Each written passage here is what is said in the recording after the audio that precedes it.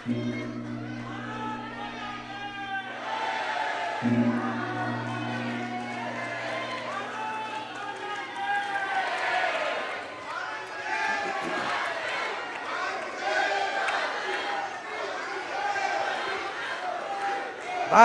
और बहनों,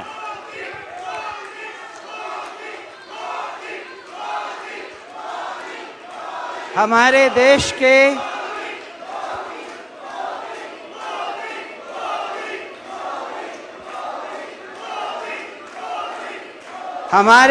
के यशस्वी प्रधानमंत्री श्रद्धेय श्री नरेंद्र मोदी जी का इंडोनेशिया में रह रहे भारतीय और भारतीय मूल के लोगों की तरफ से हार्दिक स्वागत और अभिनंदन है।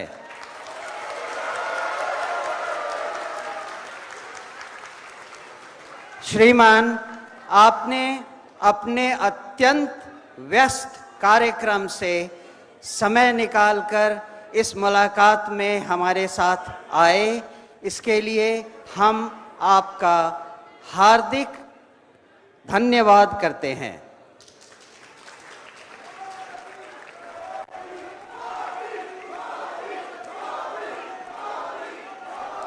माननीय प्रधानमंत्री जी, यहाँ हर कोई आपसे मिलने को उत्सुक है, क्योंकि हम सबको यहाँ मालूम है कि हाल में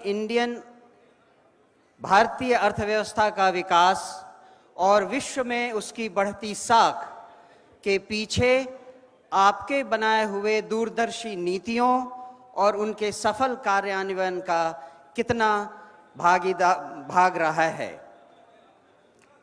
आदरणीय प्रधानमंत्री जी, इस भारतीय समुदाय की बहुत सारी विशेषताएं हैं, लेकिन उसमें मैं एक का आपके सामने उल्लेख करना चाहूँगा। इंडोनेशिया में हमारा यह भारतीय समुदाय बहुत आदर और सम्मान से देखा जाता है, क्योंकि इंडोनेशिया में हर भारतीय एक एम्प्लॉयमेंट जनरेट करने वाला माध्यम माना जाता है। ये सारे लोग, हर आदमी जो यहाँ हैं, कुछ न कुछ स्थानीय नागरिकों को एम्प्लॉयमेंट प्रदान करते हैं। हम यहाँ एम्प्लॉयमेंट जनरेट करने के लिए जाने जाते हैं, न कि एम्प्लॉयमेंट खोजने के लिए। ये हमारे लिए एक बहुत गर्व का विषय है। हम सब ये समुदाय आपको सुनने के लिए बहुत बेताब हैं। हम सबसे पहले दोनों देशों के राष्ट्रगान के सम्मान में खड़े होंगे। तत्पश्चात मैं आपसे अनुरोध करूंगा कि हम सबको संबोधित करें। धन्यवाद।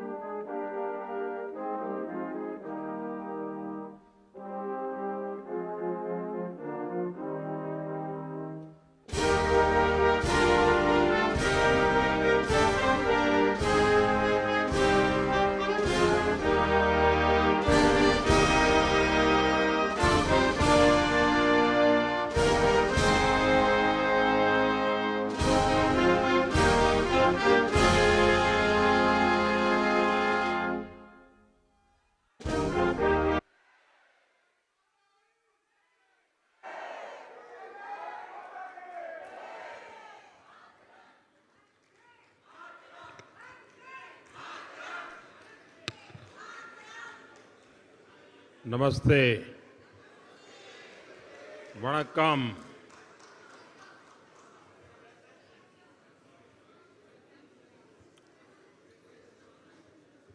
आप सबको नमस्कार।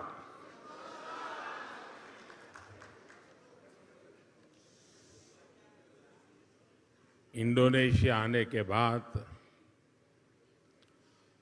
बाली आने के बाद हर हिंदुस्तानी को एक अलग ही अनुभूति होती है, एक अलग ही एहसास होता है। और मैं भी वही वाइब्रेशंस फील कर रहा हूं।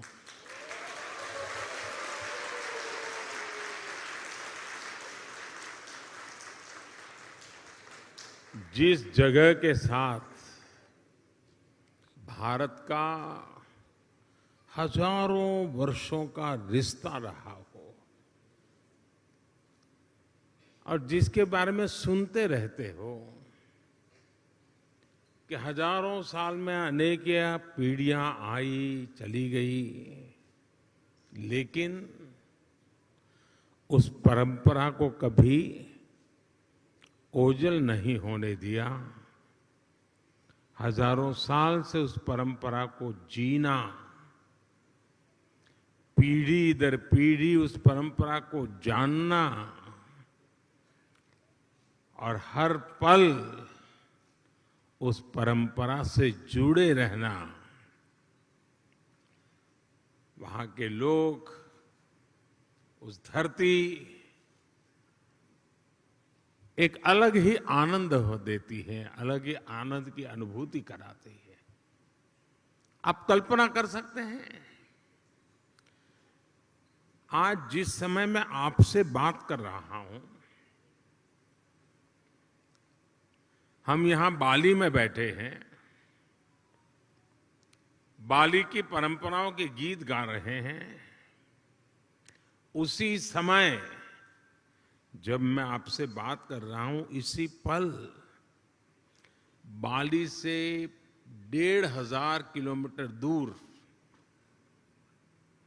भारत के कटक शहर में महानदी के किनारे बाली यात्रा का महोत्सव चल रहा है, जिसे बाली यात्रा कहते हैं।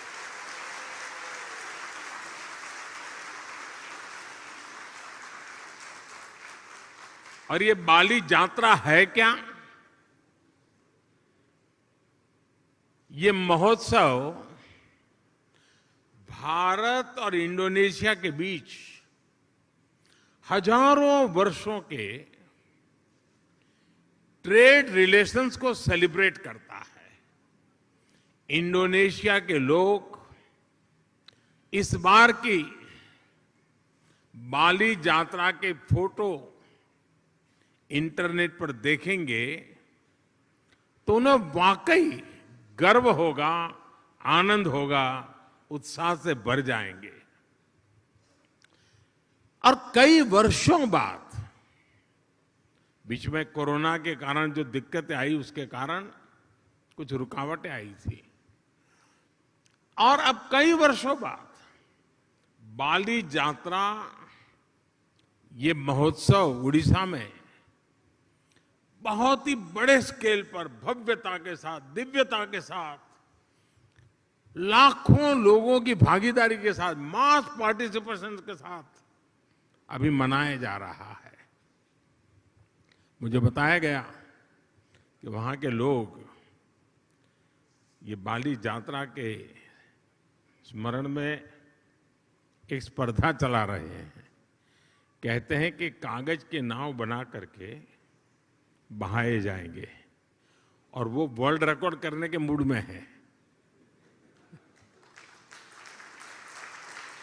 इसका मतलब ये हुआ कि उड़ीसा में आज जो लोग इकट्ठा हुए हैं, उनका शरीर वहां है, लेकिन मन बाली में है, आप लोगों के बीच में है। साथियों, हम लोग अक्सर बातचीत में कहते हैं इट्स अ स्मॉल वर्ल्ड, ऐसा ही शब्द है, it's a small world. Bharat और इंडोनेशिया के संबंधों को देखें तो ये शब्द नहीं है, ये हमें सच्चाई नजर आती है, सटीक बैठता है। समंदर की विशाल लहरों ने भारत और इंडोनेशिया के संबंधों को लहरों की तरह ही उमंग से भरा है, जीवंत रखा है। कभी थकान महसूस नहीं हुई, वो लहरें जैसे चलती रहती हैं, हमारा नाता भी वैसा ही जीवंत रहता है।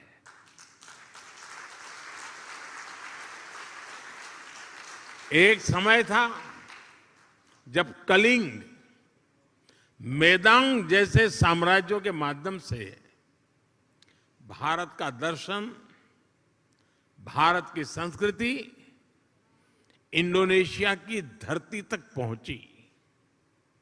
आज एक ये समय है जब भारत और इंडोनेशिया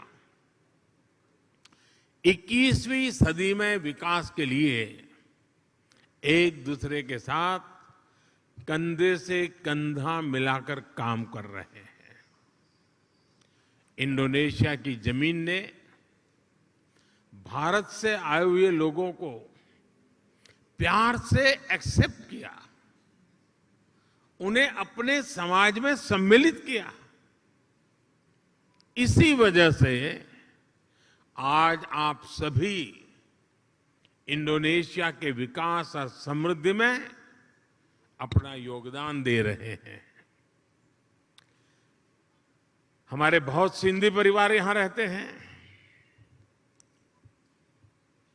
और भारत से आए हुए हमारे सिंधी परिवार के भाई बहनों ने यहां के टेक्सटाइल सेक्टर में, स्पोर्ट्स गुड सेक्टर में, इतना ही नहीं, फिल्म और टीवी इंडस्ट्री में भी काफी कुछ कंट्रीब्यूट किया है। गुजरात से जुड़े हुए काफी लोग यहां हैं। जेम्स, डायमंड्स, माइंस, इवन खेती, किसानी, उसमें भी वो लोग नजर आते हैं।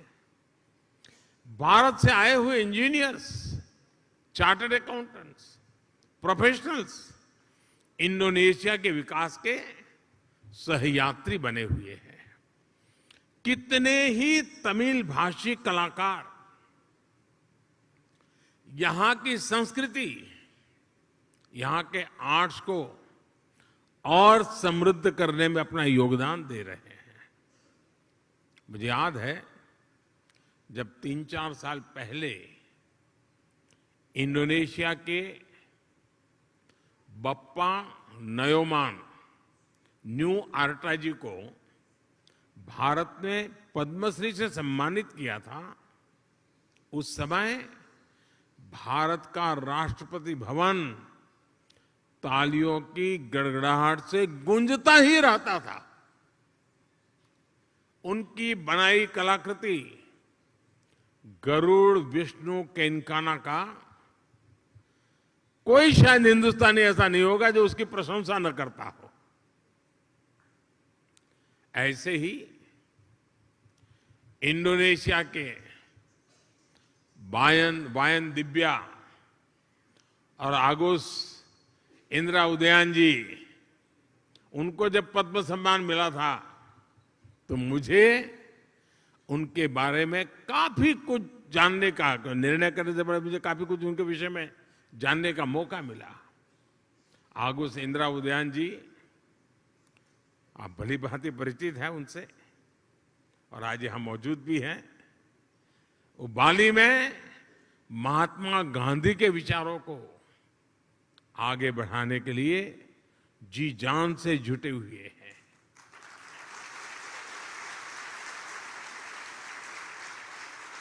मैंने कहीं उनका एक इंटरव्यू देखा था, उसमें वो कह रहे थे कि भारत की सबसे बड़ी विशेषता अतिथि देवो भव की है। यानी अतिथि देवो भव, ये भावना जो है, ये हर भारतीय के रगों में है। अपनत्व का ये भाव प्रकट होता है। मुझे इंटरव्यू पढ़ के अच्छा लगा, लेकिन मुझे एक ही बात और भी बतानी चाहिए। अपनत्व के विषय में भारत की तारीफ हो रही होगी, लेकिन इंडोनेशिया के इंटरव्यू पढ़ के अच्छा लगा, लेकिन मुझे एक ही बात और भी बतानी चाहिए। अपनत्व के विषय में भारत की तारीफ हो रही होगी, लेकिन इंडोनेशिया के लोगों का भी अपनत्व कम नहीं है।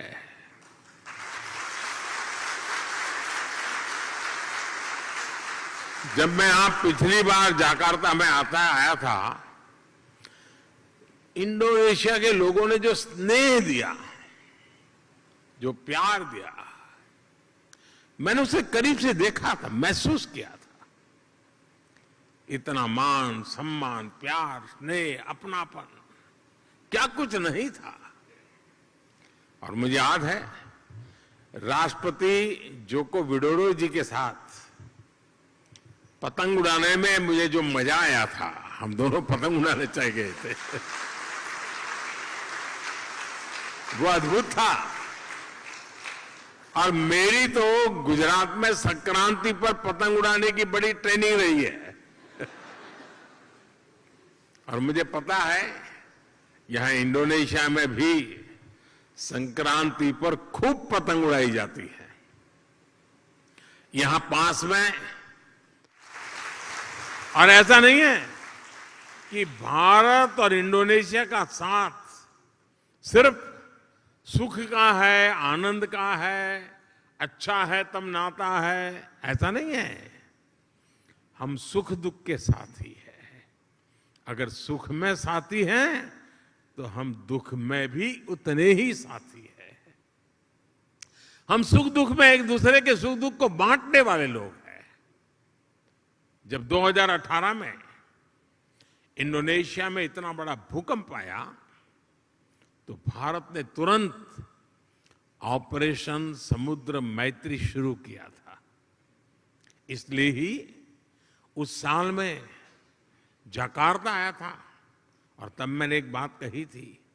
मैंने कहा था कि भारत और इंडोनेशिया में 90 नॉटिकल मील का फासला भले हो, लेकिन हकीकत तो ये है, हम 90 नॉटिकल मील दूर नहीं है, हम 90 नॉटिकल मील पास है।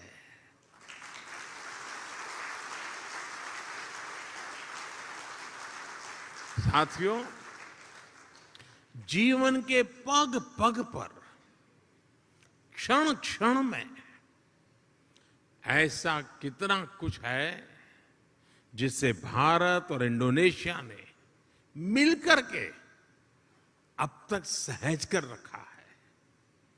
बाली की ये भूमि महर्षि मार्कंडेय और महर्षि अगस्त्य के तप से पवित्र है। भारत में अगर हिमालय है तो बाली में आगुंग पर्वत है। भारत में अगर गंगा है तो बाली में तीर्था गंगा है। हम भी भारत में हर शुभ कार्य का श्री गणेश करते हैं। यहां भी श्री गणेश घर घर विराजमान है। सार्वजनिक स्थानों पर शुभता फैला रहे हैं। पूर्णिमा का व्रत, एकादशी की महिमा, त्रिकाल संध्या के जरिए सूर्य उपासना की परंपरा, मां सरस्वती के रूप में ज्ञान की आराधना, अनगिनत चीजें हम कह सकते हैं। ऐसी बहुत सी बातें हैं जो हमें जोड़े रखती हैं, जोड़ती रहती हैं। बाली का जन जन महाभारत की गाथाओं के साथ बड़ा होता है। और मैं तो द्वारकाधीश भगवान कृष्ण की धरती गुजरात से यहां पला बड़ा हूं। मेरा तो जीवन वहीं बीता हुआ है। बाली के लोगों की जैसी आस्था महाभारत के लिए है, भारत में लोगों की वैसी आत्मीयता बाली के लोगों के लिए भी है। आप यहां पर भगवान विष्णु और भगवान राम की आराधना करते हैं, और हम जब भारत में भगवान राम की जन्मभूमि पर भव्य राम मंदिर की नींव रखी जाती है, तो इंडोनेशिया की रामायण परंपरा को भी गर्व से याद करते हैं।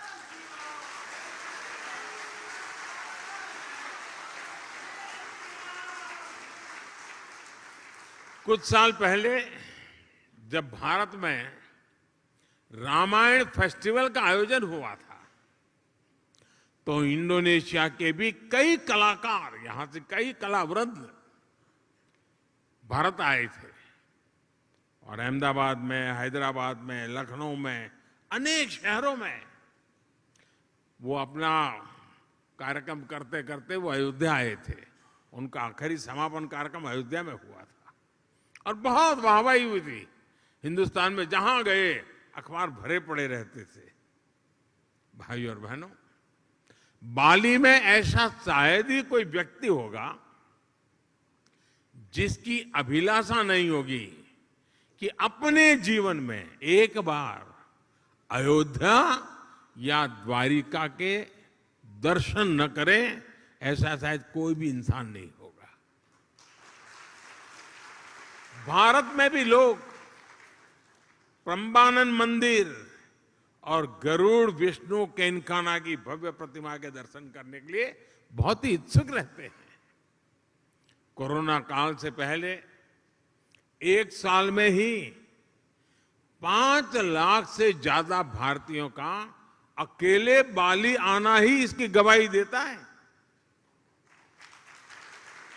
साथियों, जब विरासत साझा होती है, जब मानवता के प्रति आस्था समान होती है, तो प्रगति के लिए भी समान रास्ते बनते जाते हैं। कुछ महीने पहले ही 15 अगस्त को भारत ने अपनी स्वतंत्रता के 75 साल पूरे किए हैं।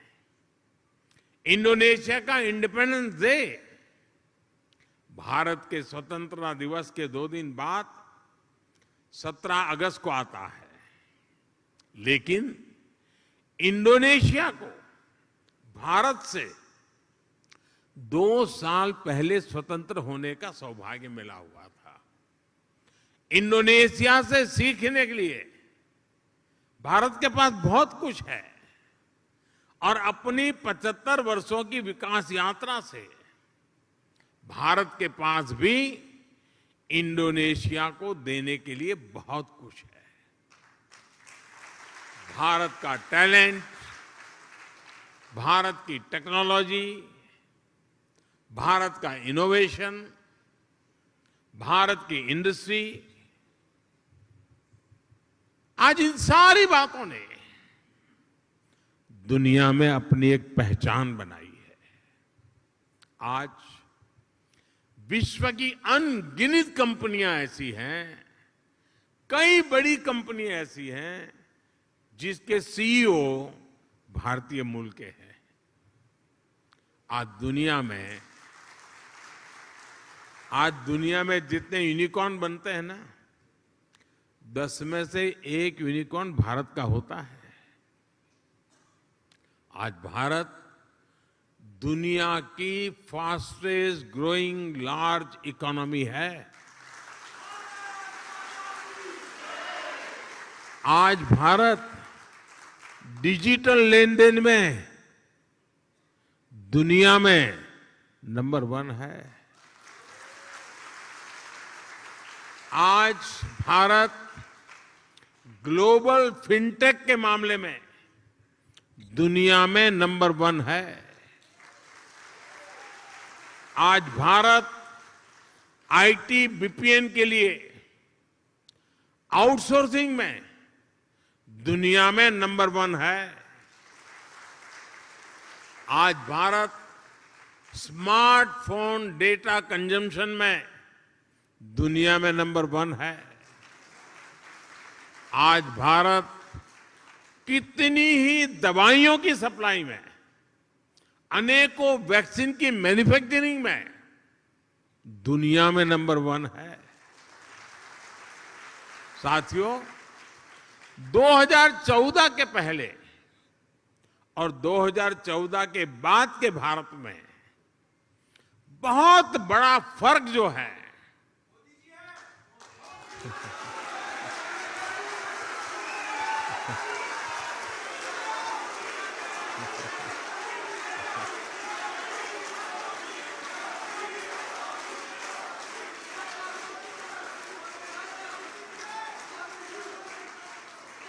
वो जो बहुत बड़ा फर्क है वो मोदी नहीं है,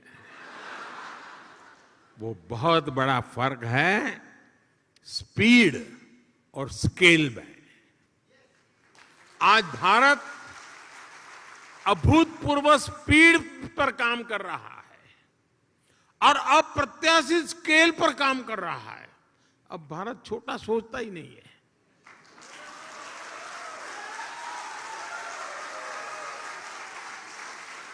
स्टैच्यू बनाएगा तो दुनिया में सबसे बड़ा, स्टेडियम बनाएगा तो दुनिया में सबसे बड़ा। 2014 के बाद से भारत ने 320 मिलियन से अधिक बैंक अकाउंट खोले हैं, बैंक में खाते खोले हैं।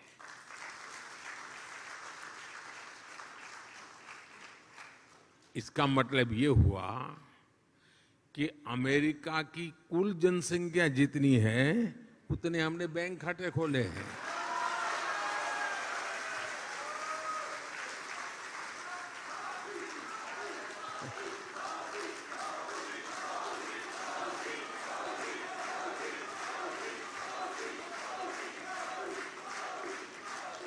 दो 2014 के बाद से भारत ने करीब 3 करोड़ गरीब नागरिकों के लिए मुफ्त घर बनाए हैं। घर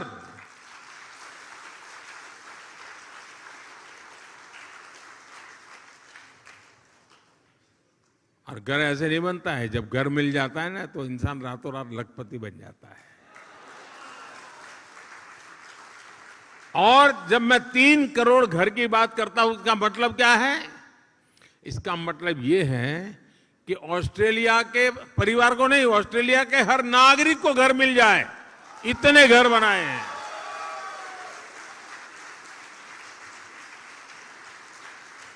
पिछले 7-8 साल में भारत ने 55,000 किलोमीटर 55,000 किलोमीटर नेशनल हाईवे बनाए हैं। यानी स्केल बता रहा हूं मैं, पूरी धरती के लगभग 1.5 चक्कर लगाने के बराबर है।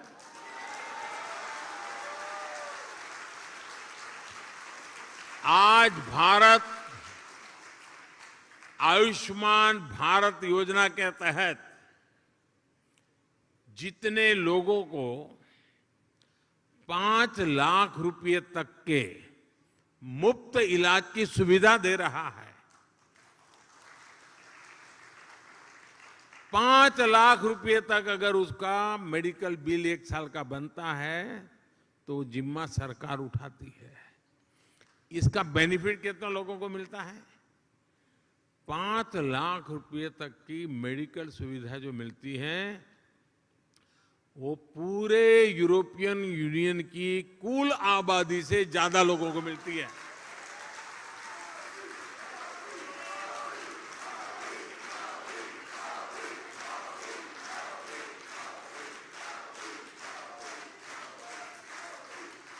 कोरोना काल में भारत ने जितनी वैक्सीन डोज अपने नागरिकों को लगाई और मुफ्त में लगाई,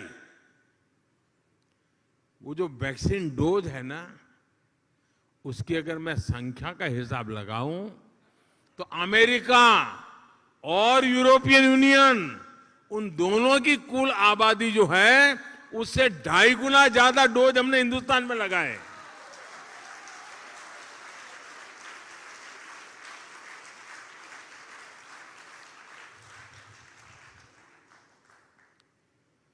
ये जब सुनते हैं तो आपका सीना चौड़ा होता है कि नहीं होता है?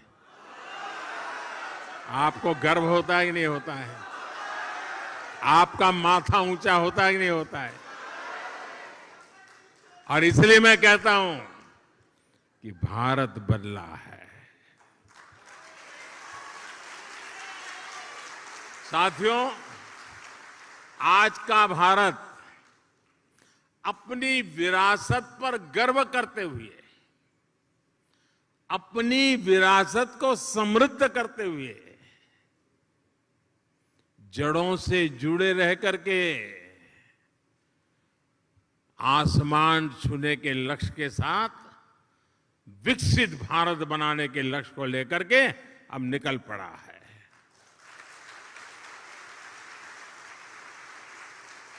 लेकिन भारत का ये लक्ष्य सिर्फ अपने लिए नहीं है, हम स्वार्थी लोग नहीं, हमारे संस्कार नहीं है।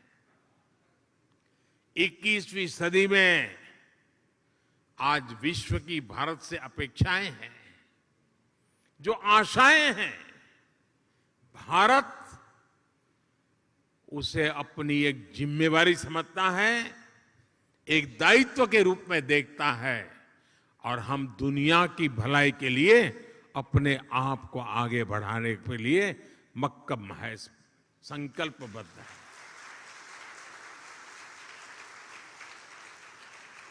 आज अपने विकास के लिए भारत जब अमृत काल का रोडमैप तैयार करता है, तो उसमें दुनिया की आर्थिक राजनीतिक आकांक्षाओं का भी समावेश है।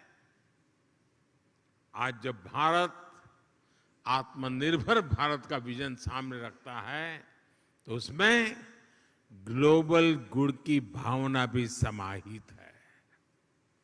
रिन्यूएबल एनर्जी के क्षेत्र में भारत ने वन सन, वन वर्ल्ड, वन ग्रिड का मंत्र दिया है।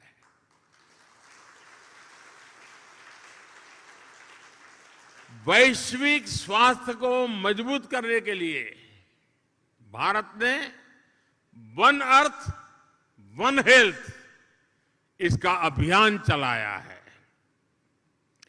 क्लाइमेट चेंज जैसी चुनौती से निपटने के लिए, और जो आइलैंड कंट्रीज होते हैं उनके लिए तो भारत एक वरदान के रूप में काम कर रहा है। क्लाइमेट चेंज की जो मुसीबतें हैं उसको निपटने के लिए भारत ने विश्व को मिशन लाइफ का समाधान दिया है। मिशन लाइफ यानी lifestyle for environment. Mission life यानी पृथ्वी के प्रत्येक नागरिक द्वारा ऐसी लाइफस्टाइल को आत्मसात करना जो पर्यावरण के अनुकूल हो, जो क्लाइमेट चेंज की चुनौती से हर पल निपटती हो। आज जब पूरा विश्व एनवायरमेंट फ्रेंडली और होलिस्टिक हेल्थ केयर की तरफ आकर्षित हो रहा है, तो भारत का योग, हमारा आयुर्वेद, ये पूरी मानवता के लिए तोहफा है। और साथियों, जब आयुर्वेद की बात आई है तो मुझे भारत इंडोनेशिया के एक और जुड़ाव का ध्यान आ रहा है। मुझे याद है जब मैं गुजरात का मुख्यमंत्री था तो गुजरात आयुर्वेदिक यूनिवर्सिटी और यहाँ की यूनिवर्सिटीज, हिंदू इंडोनेशिया, इसके बीच समझौता हुआ था। मुझे खुशी है कि इसके कुछ ही वर्ष बाद यहाँ की इस यूनिवर्सिटी में आयुर्वेद हॉस्पिटल की भी स्थापना हुई।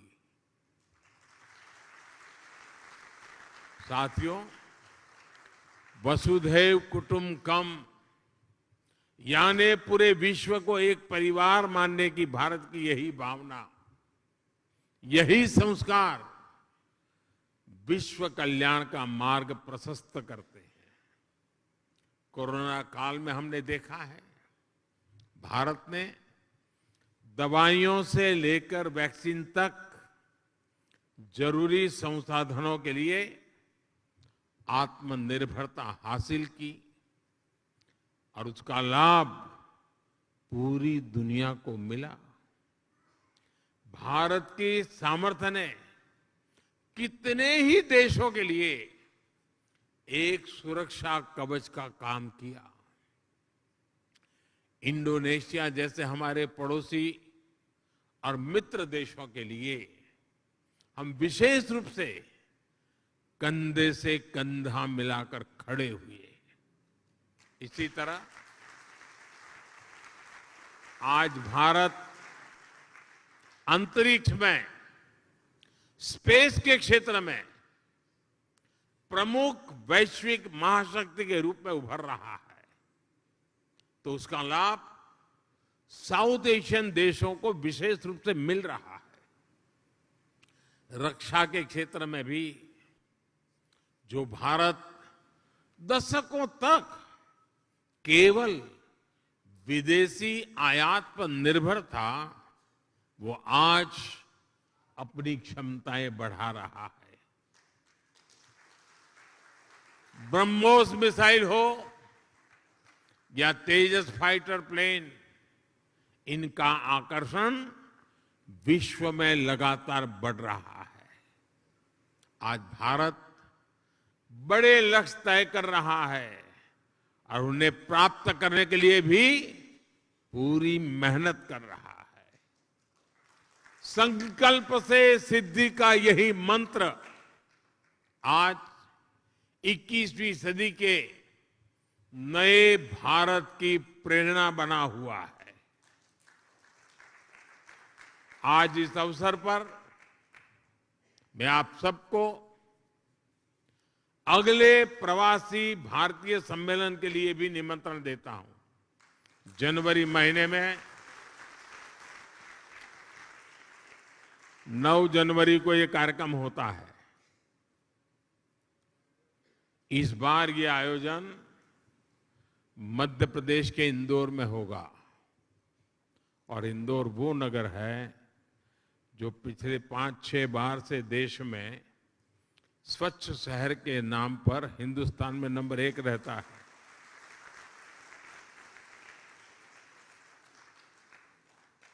और इसलिए आप इंदौर के प्रवासी भारतीय कार्यक्रम में जरूर जुड़िए। अपने निजी काम से लिए आ रहे हैं तो भी तारीख उसके साथ एडजस्ट कीजिए। और जब आप इंदौर आएंगे तो उसके 1-2 दिन के बाद ही अहमदाबाद में काइट फेस्टिवल होता है। इंडोनेशिया वाले काइट फेस्टिवल में न जाए ऐसा हो सकता है क्या? और जब आप आए, अकेले मत आना, सिर्फ अपने परिवार को ही लेकर के आकर के रुक मत जाना। कुछ इंडोनेशियन परिवारों को भी साथ ले आइए।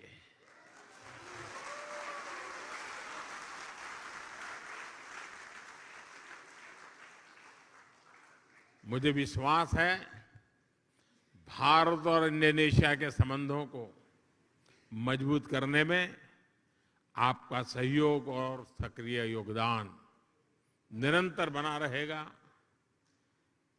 आप सब पूरी मेहनत से आपकी इस कर्मभूमि के कल्याण के लिए, आपकी इस कर्मभूमि में जितना ज्यादा योगदान दे सके देते ही रहेंगे। ये भारत के संस्कार है और देने भी चाहिए, ये हमारा दायित्व बनता है। और मैं देख रहा हूं हमारे बोहरा समाज के बहुत साथी यहां आए हैं और ये मेरा सौभाग्य रहा है कि सैयदना साहब के साथ मेरा बड़ा निकट संबंध रहा है। मुझे बहुत प्रसन्नता होती है, दुनिया में कहीं पर भी जाओ, कोई मिले या न मिले, मेरे बोहरा परिवार के लोग तो आएंगे ही।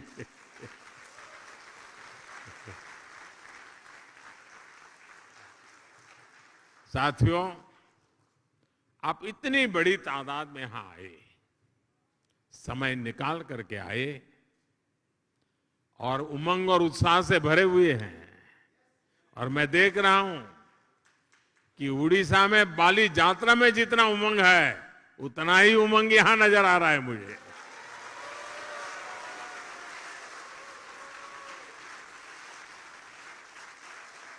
आपके इस प्यार के लिए, आपके इस स्नेह के लिए, भारत के प्रति आपकी ये श्रद्धा के लिए हृदय से आपका बहुत बहुत धन्यवाद करता हूं।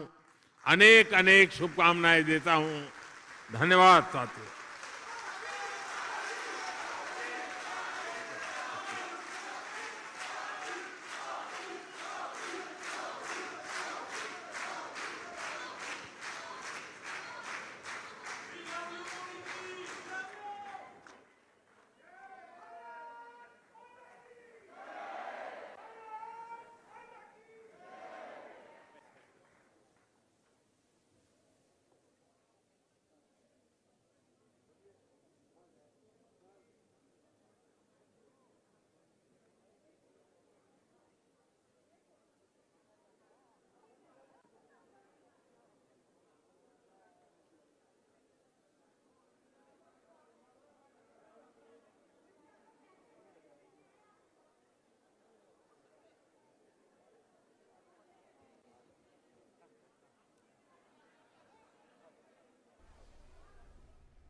तो इंडोनेशिया बाली से आपने ये सीधा प्रसारण देखा। प्रधानमंत्री नरेंद्र मोदी का संबोधन भारतीय समुदाय को कितना जीवंत, कितना मर्मस्पर्शी और कितना सभी को जोड़े रखने वाला निश्चित तौर पर आपने देखा किस तरह से लोगों के दिलों को प्रधानमंत्री नरेंद्र मोदी ने अपने संबोधन में छुआ। लगभग आधे घंटे से अधिक का उनका ये संबोधन रहा। उन्होंने कहा कि यहाँ आने के बाद हर हिंदुस्तानी को एक अलग एहसास होता है बाली पहुँचने के बाद, और वो तरंगे, वो फील जो है वो भी महसूस कर रहे हैं। उन्होंने साफ तौर पर कहा कि हजारों वर्षों से, सैकड़ों पीढ़ियों से जिनका रिश्ता रहा हो, तो ऐसे